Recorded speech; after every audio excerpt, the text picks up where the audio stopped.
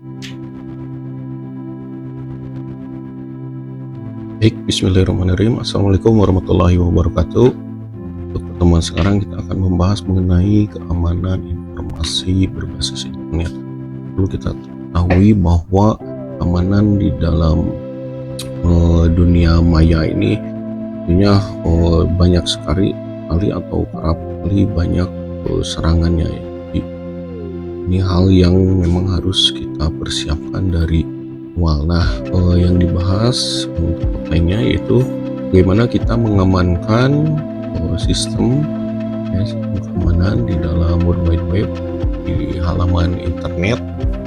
Lalu bagaimana kerap kali beberapa anomali-anomali yang bisa ditemukan, yaitu misalkan adanya eksploitasi terhadap keamanan. Nah, kita lihat di sini bahwa keamanan W atau di dalam web itu sendiri ini merupakan salah satu killer application ya, dimana di sini bisa menyebabkan populernya internet ya. Terus W dikembangkan oleh tim Berners-Lee ya ketika sabbatical design ya. Namun di sini adapun kehebatan dari W ini adalah bagaimana memudahkan kita untuk mengakses suatu informasi yang lalu dihubungkan satu dengan yang lainnya melalui konsep hypertext. Dan informasi ini dapat tersebar di mana-mana di dunia dan terhubung juga melalui hyperlink ya. Dan informasi ini lebih lengkap tentang W ini bisa diperoleh di halaman ini. Halaman web3 ya .org.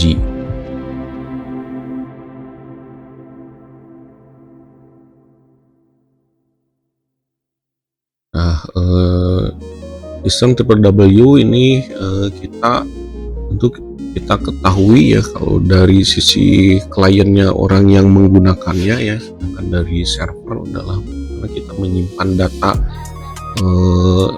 halaman website kita ya di hosting lah, ini di hostnya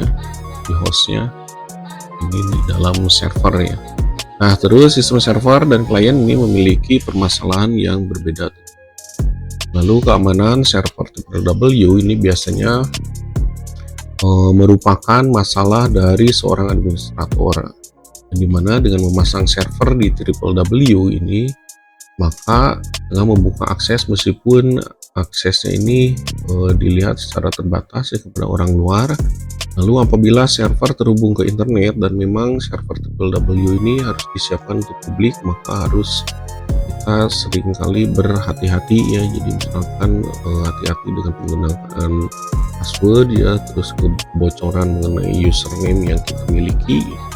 Hati-hati jangan sampai jatuh ke tangan orang yang tidak berhak atau unauthorized people ya, atau user.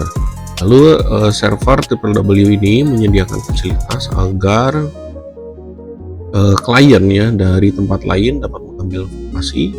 Lalu fasilitas pengambilan, nah ini kalau kita bikin macam sekuen atau di kelas ya, ada set, get. Set itu biasanya untuk menyimpan, sedangkan get ini adalah untuk meretrieve suatu data ya. Nah, ini dimana mekanisme untuk mengeksekusi ini pengambilan berkas dengan get ya. Lalu mekanisme untuk mengeksekusi perintah di server dikenal dengan CGI bin atau Common Gateway Interface ya. Lalu kedua service tersebut, baik GET maupun CGI bin ya, ini memiliki potensi lubang keamanan yang berbeda. Masing service-service yang dimiliki oleh server itu memiliki kerentanan tersendiri ya.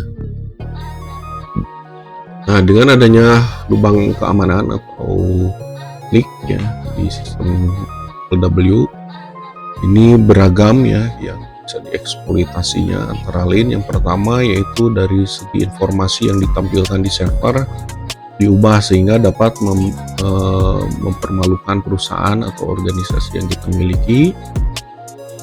Ini yang sering kali atau kerap dilakukan oleh seorang biorka ya. Jadi beberapa situs yang bocor ya, terus dipermalukan gitu ya si perusahaannya, atau juga kadang dengan menggunakan device ya, atau juga dengan menambahkan beberapa laman-laman terhadap judi online dan lain sebagainya ya, atau pinjol ya.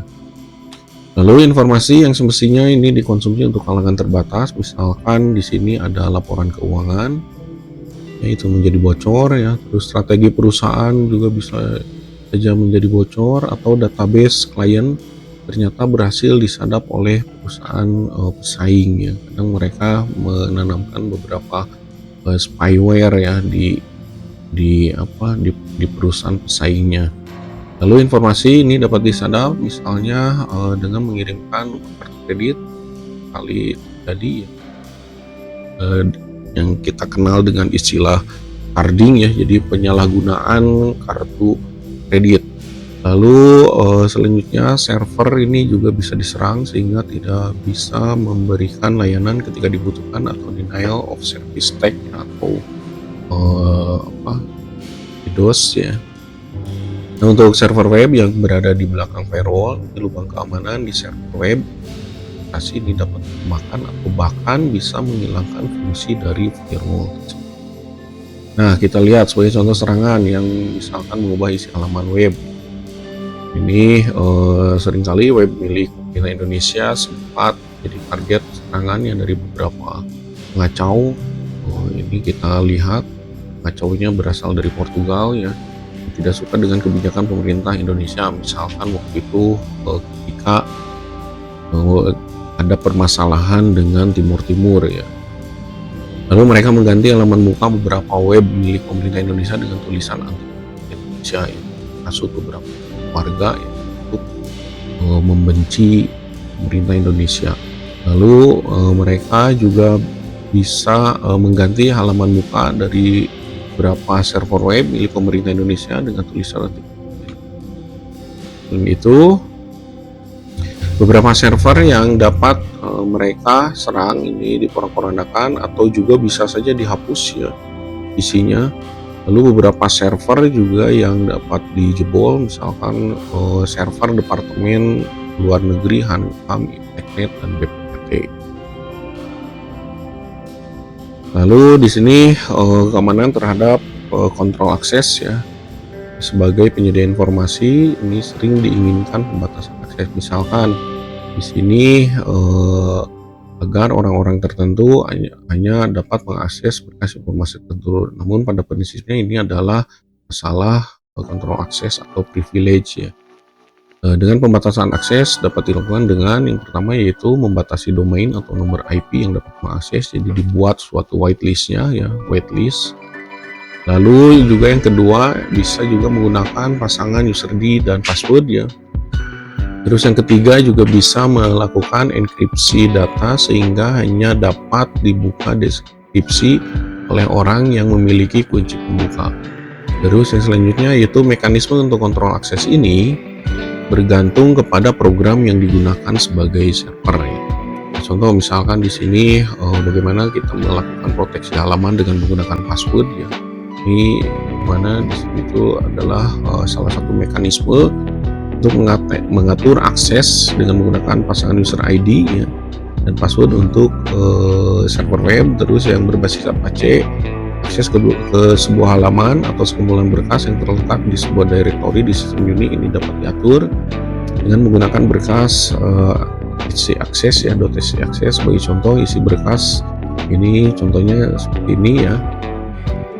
Lalu dalam contoh tersebut, untuk kita bisa mengakses directory tersebut dibutuhkan user ID atau kamu dan password yang sama dengan entry user ID Budi ya di berkas home Budi Pasmi ya. Jika directory tersebut diakses, akan muncul sebuah pop-up window yang menanyakan user ID dan password, misalnya di sini. Ini khusus di Unix ya. Lalu juga ada SSL ya, Secure Socket Layer. Nah ini yang kerap kali kita tanyakan kepada para penyedia hostingan ya, jadi supaya mengamankan halaman website kita dengan memberlakukan Secure Socket Layer atau SSL. Nah salah satu cara untuk meningkatkan keamanan adalah dengan menggunakan enkripsi pada komunikasi di tingkat soketnya. Dengan menggunakan enkripsi di mana orang ini tidak bisa menyadap data-data yang dikirimkan dari atau ke server triple W. Lalu salah satu mekanisme yang cukup populer adalah dengan menggunakan SSL yang mulanya dikembangkan oleh Netscape. Nah, selain server triple W dari Netscape ini, beberapa server lain juga memiliki fasilitas SSL juga, lalu server Apache juga ya. Bahkan ada sebuah perusahaan atau stronghold yang menjual Apache dengan SSL, jadi ini sudah paketan dengan Apache-nya. Terus menggunakan SSL ini memiliki permasalahan yang bergantung kepada lokasi. Hukum yang berlaku ini disebutkan yang pertama yaitu pemerintah melarang ekspor teknologi enkripsi, kriptografi, terus paten, public key, partner atas RSA ya, public yang kemarin bahas, public key, kriptografi yang digunakan pada SSL. Oleh karena itu implementasi SSL Eric Young ya, ini tidak dapat digunakan di Amerika. Dulu juga pernah ya waktu supaya dibuka itu di WhatsApp atau di Telegram ya, jadi itu bermasalah dengan enkripsi ya, jadi supaya pesan-pesan itu tidak ada enkripsi, namun akhirnya diterima juga oleh pemerintah bahwa di WhatsApp itu diberlakukan end-to-end encryption ya, jadi hanya orang-orang yang berkomunikasi saja, bahkan pihak WA-nya juga seperti itu tidak bisa ya mengakses informasi yang dikirimkan kalau misalnya kita namun itu juga dulu itu pernah ditentang oleh pemerintah ya supaya tidak menerapkan enkripsi end-to-end encryption tersebut. Oleh karena hal itu implementasi SSLA ya, Eric Young ini dari Kanada ya. Terus informasi lebih lanjut tentang SSL ini juga bisa di home.netscape.com/newsref ya /std. Lalu bagaimana kita mengetahui jenis server? Nah, informasi tentang server ini biasanya kita dengan menggunakan telnetting ya, kita bisa mengetahui servernya apa, terus menggunakan operasi OS-nya apa ya yang digunakan. Lalu informasi tentang program server yang digunakan ini sangat mudah diperoleh ya. Kalau di kelas saya bisa menunjukkannya ya dengan menggunakan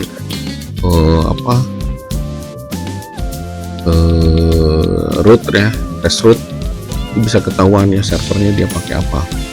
Tapi kalau misalkan kita menggunakan server OS-nya ini biasanya dengan menggunakan telnetting ya. Kalau dengan menggunakan test root itu nggak bisa.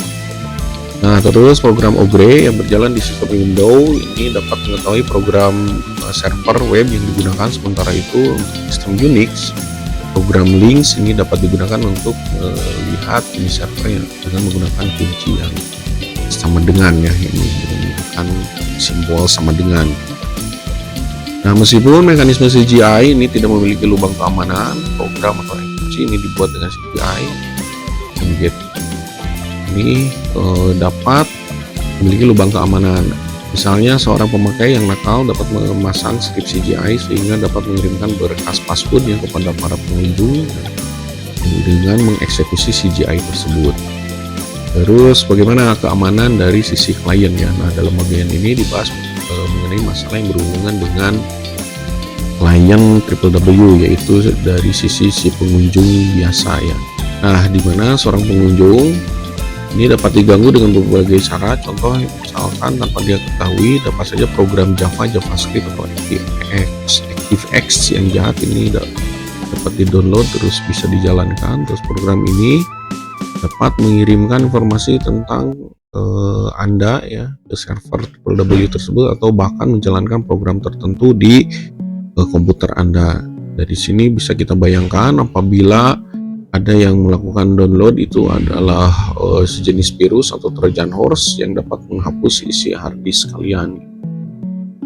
Itu yang sering terjadi ini. Sebenarnya ini data tersebut sebenarnya tidak dihapus ya, tapi di-hide dengan beberapa jenis enkripsi ya. Jadi di-hide. Kadang itu ada yang kalau yang bukan Trojan itu hanya sifatnya di-hide ya. Jadi yang di-hide-nya itu file aslinya.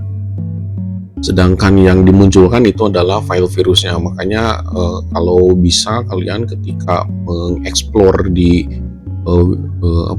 Windows Explorer itu sebisa mungkin kalian aktifkan di ininya nih, di view ya, ini ada file name extension ya, nih bisa dilihat di file name extensionnya, ini bisa kalian aktifkan, jadi bisa kelihatan nanti untuk ekstensinya yaitu doc beneran atau bukan gitu ya, meskipun nama filenya itu sama gitu ya.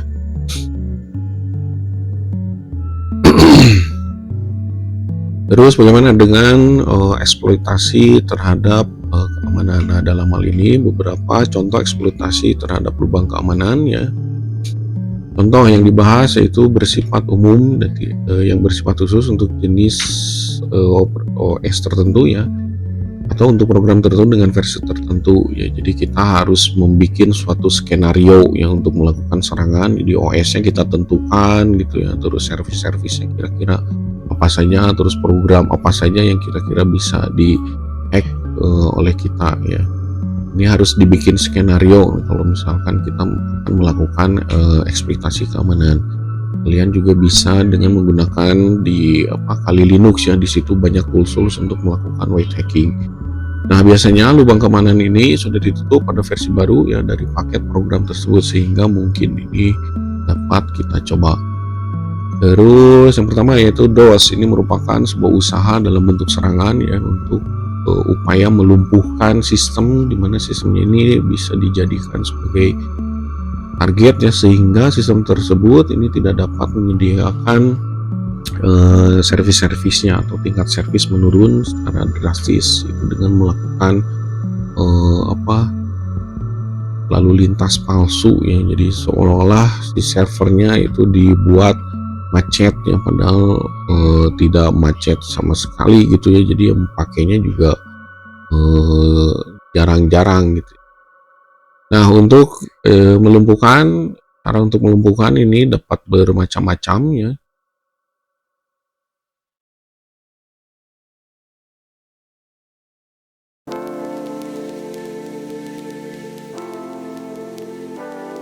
Nah, cara untuk melumpuhkan ini dapat bermacam-macam dan akibatnya pun ini dapat beragam. Lalu sistem yang diserang ini dapat menjadi hang atau crash yang tidak berfungsi, lalu bisa menurunkan kinerja, yaitu dimana beban CPU-nya tinggi ya, karena dia membuat suatu arus lalu lintas palsu. Terus serangan DOS ini berbeda dengan kejahatan pencurian data, kejahatan memonitor informasi yang lalu lalang. Jadi dia suatu upaya untuk menyibukkan suatu server. Jadi ketika nanti diakses oleh user, dia akan stuck gitu ya, tidak akan kebuka atau halaman websitenya. Nah, serangan DDoS ini tidak ada yang dicuri ya hanya melumpuhkan saja ya.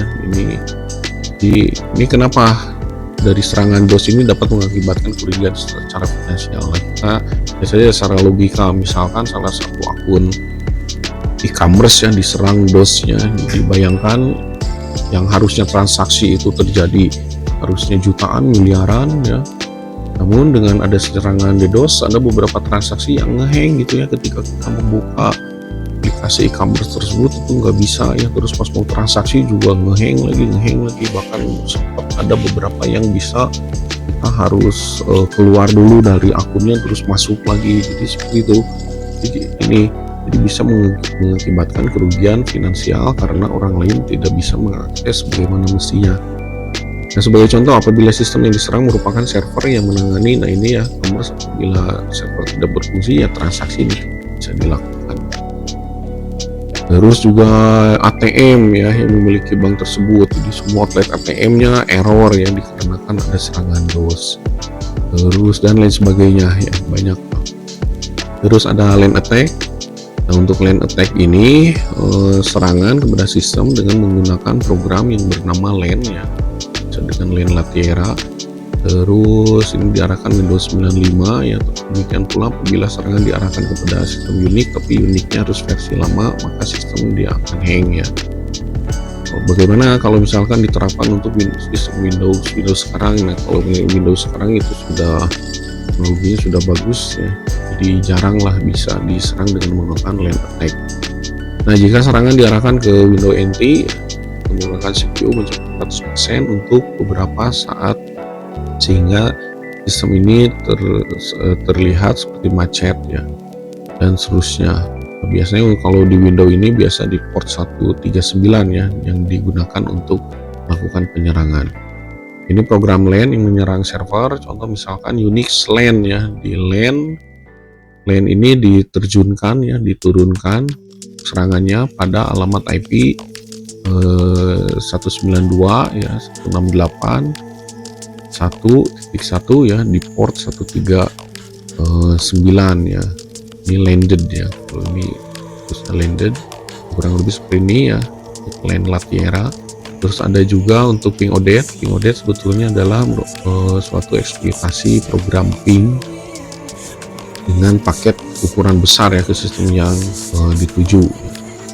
Terus ada ping broadcast juga sama ya, ini akibatnya akan mengakibatkan jaringan menjadi lambat. Ini contoh dengan menggunakan smooth attack ya, terus dengan menggunakan IP spoofing ya, dan seterusnya. Ini untuk sniper ya, ini bisa dengan menggunakan program Snipeit gitu ya. Nah, baik, itu yang bisa saya jelaskan. Untuk kisi-kisi saya jelaskan di sini. Baik, untuk kisi-kisi UTS MKI ya, nanti kalian definisi ya, konsep dasar dari MKI kalian pelajari semuanya, lalu ada beberapa sasarannya gitu ya, kalian pelajari. Terus tentang steganografi ya, terus sesar saya tidak ada, sesar stegano ada ya, LSP MSP itu kalian pelajari. Lalu kalian akan diarahkan atau melakukan analisis terhadap manajemen resiko ya, manajemen resiko. Jadi seperti di tugas lah, kalau misal kalian mengerjakan tugas dengan baik, kalian bisa menjawab soal yang ada di UTS tersebut. Terus juga ada ini berbeda ya, dibuat dua tipe soal, yang untuk yang reguler. Ini tugas juga kalian harus pelajari, kemarin tugas yang pernah saya berikan sebelum UTS. Lalu public dan private key ya, itu ada public dan private key, kalian pelajari dengan menggunakan angka-angka yang tidak terlalu tinggi ya, jadi untuk bilangan primanya. Nah, sebisa mungkin nanti kalian kalau bisa ya gunakan kalkulator ya. Tapi di sini kalau misalkan yang yang LSB dan MSB itu boleh ya sampai ke hasilnya biner saja, jadi tidak usah nanti untuk hasil penyisipan pesannya tidak dikonversi lagi ke bilangan desimal. Kalau kalian ada kalkulatornya ya bisa langsung dirubah, itu jauh lebih bagus ya, dari biner diubah lagi bentuk ke desimal, jadi kelihatan nanti berapa selisih yang disisipinya ya, dari citra asli dengan citra yang sudah disisipi. Terus kalau yang non RNR ini hanya ada satu tipe soal ya, kurang lebih sama lah, pelajari semuanya ya, sudah saya jelaskan. Nah, mungkin itu yang bisa saya jelaskan. Kita tutup. Wassalamualaikum warahmatullahi wabarakatuh.